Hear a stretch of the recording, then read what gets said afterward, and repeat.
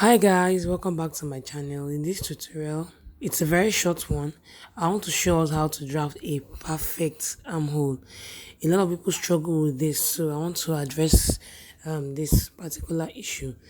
Now, to draft an armhole, you first of all draw a straight line. So that's going to be my shoulder line. The next is to draw your chest line. Now, shoulder to chest line is half of your armhole measurements. So you can see from the picture on how to measure your armhole. So whatever you get, you divide that value by 2. Okay, so the shoulder to the chest line is half of your armhole circumference measurement. Okay, so now next thing is to measure your across back, or some people call it shoulder. Whatever you get, you mark half of it. So half of my across back is 7. I'll mark the same thing on the chest line. So on the shoulder and on the chest line, I'm measuring half of my across back, and then I will link it together like so. Okay, so there. Now next I'll mark my neckline.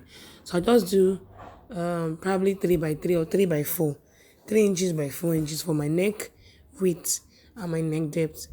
Then I'll use my curve to draw the neckline. Now cultivate the habit of using your pattern drafting tools. Next, from the shoulder line, I will come down by 1 inch. There. Okay? Then I'll link that point to the tip of my neckline. So this is my shoulder slant.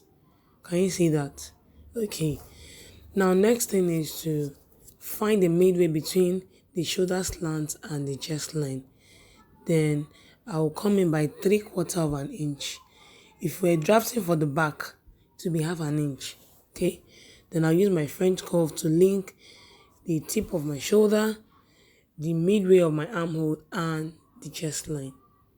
I'll link all the 3 points together. So this is the quickest, easiest way for you to draft your armhole. Okay, it's that simple. It's that simple. So this is how to draft a perfect armhole.